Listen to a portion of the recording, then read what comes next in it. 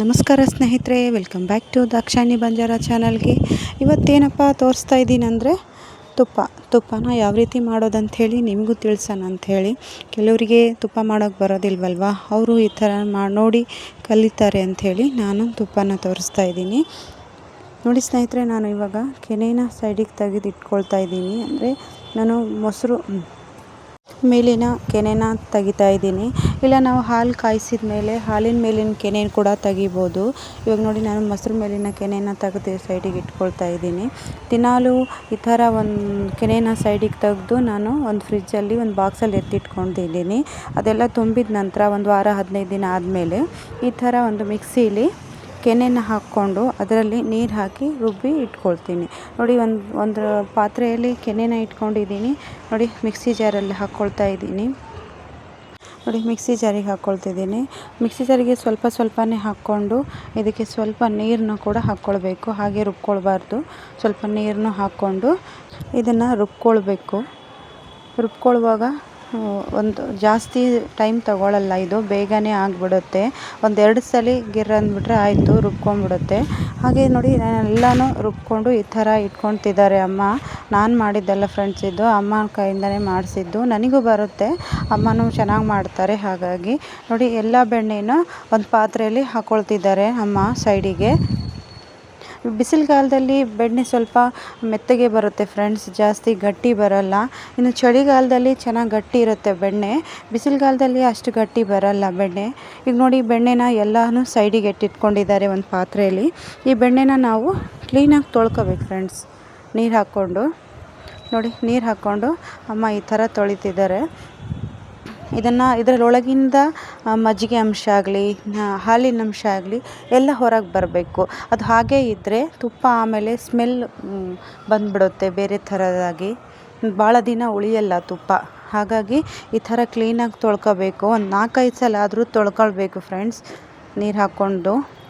ಅಂದರೆ ಇದನ್ನು ಮಾಡುವಾಗ ಸ್ವಲ್ಪ ತಾಳ್ಮೆ ಇರಬೇಕು, ಪೇಷನ್ಸಿಂದ ಮಾಡಬೇಕು. ಹಾಗಿದ್ರೆ ತುಪ್ಪ ತುಂಬ ಚೆನ್ನಾಗಿ ಬರುತ್ತೆ. ನೋಡಿ, ಒಂದು 4-5 ಸಲ ತೊಳೆದಿದ ನಂತರ ನಾನು ಇದನ್ನು ಸ್ಟವ್ ಮೇಲೆ ಇಟ್ಕೊಂಡಿದ್ದೀವಿ.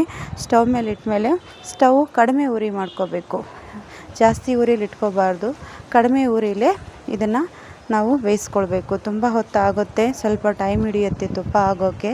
ಯಾಕಂದರೆ ನಮಗೆ ಒಳ್ಳೆ ಕ್ವಾಲಿಟಿ ತುಪ್ಪ ಬೇಕಂದರೆ ಸ್ವಲ್ಪ ಟೈಮ್ ಹಿಡಿಯುತ್ತೆ. ಬೇಗ ಆದರೆ ಅದು ಭಾಳ ದಿನ ಇಟ್ಕೊಳ್ಳೋಕ್ಕಾಗಲ್ಲ. ಹಾಗಾಗಿ ನೋಡಿ ಯಾವ ಥರ ನೊರೆ ಬರ್ತಾ ಇದೆ ಅಂಥೇಳಿ ತುಪ್ಪದ್ದು.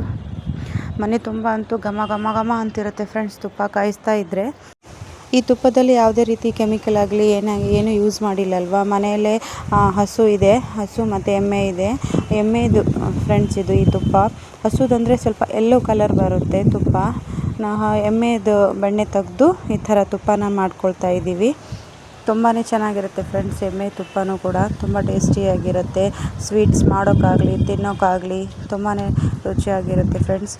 ಈ ಥರನೇ ಕಡಿಮೆ ಉರಿಯಲ್ಲಿ ನಾವು ತುಪ್ಪನ ಬೇಯಿಸ್ಕೊಳ್ಬೇಕಾಗುತ್ತೆ. ನೋಡಿ, ನಾವು ಬೇಯಿಸ್ಕೊಳ್ತಾ ಇದ್ದೀವಿ. ನೀವು ಮನೇಲಿ ಯಾವ ರೀತಿ ಮಾಡ್ತೀರಾ ತುಪ್ಪನ ಅಂಥೇಳಿ ನನಗೆ ಕಮೆಂಟ್ಸಲ್ಲಿ ತಿಳಿಸಿ ಫ್ರೆಂಡ್ಸ್.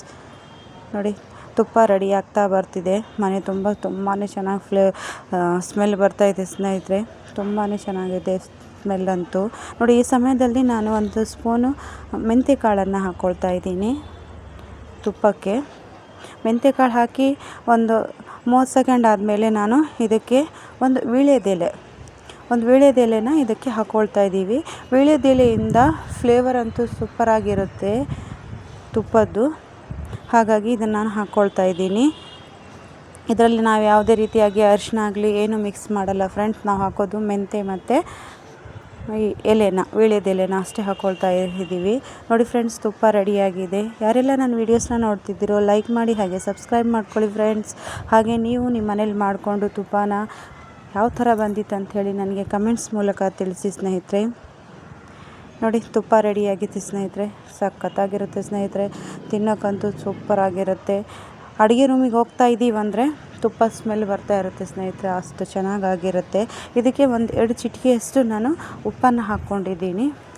ನೋಡಿ, ಎಲ್ಲ ತುಪ್ಪ ಆಗಿ ಅದನ್ನು ತಣ್ಣಗಾದಮೇಲೆ ನಾನು ಇದನ್ನು ಸೋಸ್ಕೊಳ್ತಾ ಇದ್ದೀವಿ.